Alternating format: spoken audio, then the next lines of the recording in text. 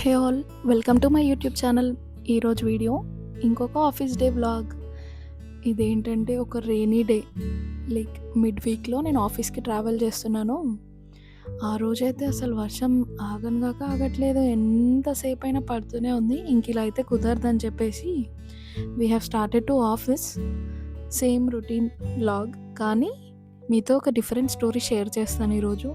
నాకు ఆఫీస్లో పరిచయమైన ఒక వ్యక్తి, తన స్టోరీ చెప్తే నాకైతే హార్ట్ మెల్ట్ అయిపోయింది. ఆ స్టోరీ ఏంటి అనేది పూర్తి వీడియో చూడండి, మీకే తెలుస్తుంది. అండ్ రెయినీ డే కదా, కొంచెం ప్రిపేర్డ్గా వెళ్ళాం. యాక్చువల్గా ఈ రెయినీ డే రోజు అయితే నాకు మా హస్బెండ్తో కలిసి బయట చైర్స్ వేసుకొని కూర్చొని వేడిగా కాఫీ తాగుతూ ఉండాలనిపిస్తుంది. మీరేది ప్రిఫర్ చేస్తారు, కాఫీయా టీయా?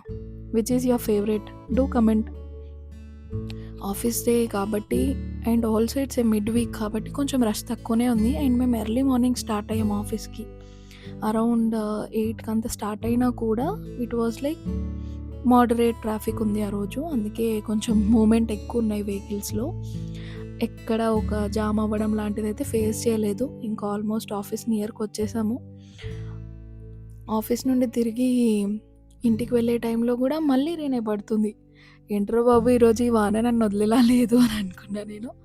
ఆఫీస్లో కూర్చుంటే అయితే అసలు టీ తాగుతున్నప్పుడు బయట చూసినా, ఎప్పుడు చూసినా కూడా అసలు వాన పడుతుందా పడట్లేదా తెలీదు. ఆ ఫుల్ ఏసీకి ఇంకా చలేస్తుంది మనకి.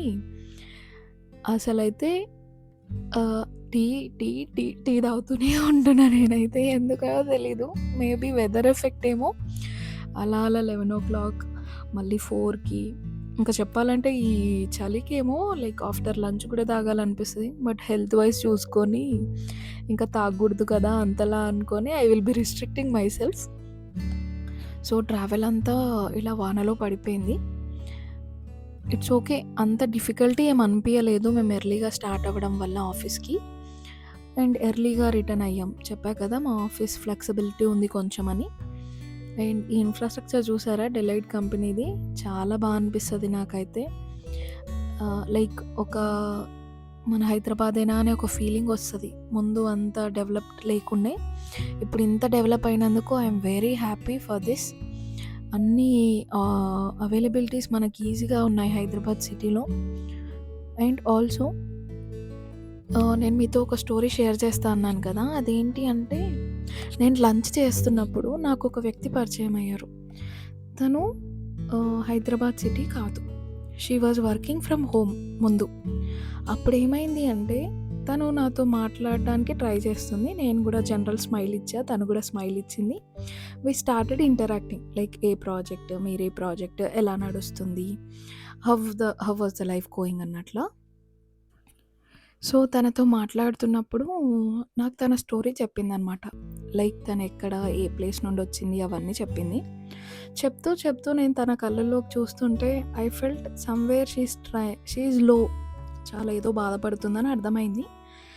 బీయింగ్ ఏ వర్కింగ్ మామ్, తను ఒక వర్కింగ్ మామ్, నేను ఒక వర్కింగ్ మామ్. అక్కడ తన బేబీ గురించి చెప్తుందనమాట. లైక్ తను ఆఫీస్ కోసం 2.5 months నుండి వాళ్ళ బేబీని వదిలేసి ఇక్కడ హాస్టల్లో పీజీలో ఉండి జాబ్కి వస్తూ ఉందన్నమాట. లైక్ ఇప్పుడు మ్యాండేటరీ అయిపోయింది మాకు వర్క్ ఫ్రమ్ ఆఫీస్ అనేది. సో తను ఈ 2 months కోసం పీజీలో ఉండి తన బేబీని వదిలేసుకొని ఆ హాస్టల్లో వచ్చి ఉండి మరి ఆఫీస్ అటెండ్ అవుతుంది. సో ఈ విషయం తను నాకు చెప్తూ షీ వాజ్ క్రయింగ్. నాకు ఎంత బాధ అనిపించిందంటే I can feel that pain. ఎందుకంటే ఒక వర్కింగ్ మామ్గా నాకు అది అర్థమవుతుంది. నేను మార్నింగ్ వెళ్ళి ఈవినింగ్ వచ్చేసరికి బేబీ ఎట్లానో ఏంటో అని వాడు మార్నింగ్ ఏడుస్తేనే నాకు బాధేస్తుంది దింపేటప్పుడు. అండ్ ఇన్ని మంత్స్ నుండి ఆర్ 10 days అయినా 15 days అయినా ఎన్ని డేస్ అయినా తన బేబీ ఆల్మోస్ట్ 2 years ఉన్నారంట. సో అట్లా 2 years చిన్న బేబీని వదిలి ఉండడం అనేది ఆ మదర్కి ఎంత పెయిన్ఫుల్ అంటే తను మాట తీస్తే ఏడుస్తుంది. అండ్ బేబీకి కాల్ చేస్తే అమ్మ అని ఏడుస్తారని చెప్పేసి వాళ్ళ హస్బెండ్ ఇంకా అత్తయ్య కేర్ తీసుకుంటున్నారంట బేబీ కోసం, కానీ అంతగా మాట్లాడట్లేదంట. ఎందుకు వాడిని ఏడిపియడం అని చెప్పి అలా మాట్లాడితే కూడా కాల్లలో ఏడుస్తారని చెప్పి మాట్లాడట్లేదంట. She was feeling very bad about that. నాకనిపించింది. అండ్ వాళ్ళ ప్రాజెక్ట్ ఇంకా ట్రై చేస్తున్నారంట, లైక్ వర్క్ ఫ్రమ్ హోమ్ ఇస్తే బావుండు అని. I felt this story was touching my heart deeply. ఎందుకంటే బీయింగ్ ఏ మామ్ నేను కూడా అదే ఎక్స్‌పెక్ట్ చేస్తున్నాను. వర్క్ ఫ్రమ్ హోమ్ ఉంటే బావుండు ఇంకొన్ని డేస్. బేబీ పెద్దగా అవుతారు. ఎవరి బేబీ అయినా బేబీయే కదా! Mom emotion is a mom emotion అసలు. So, I felt very bad at that situation.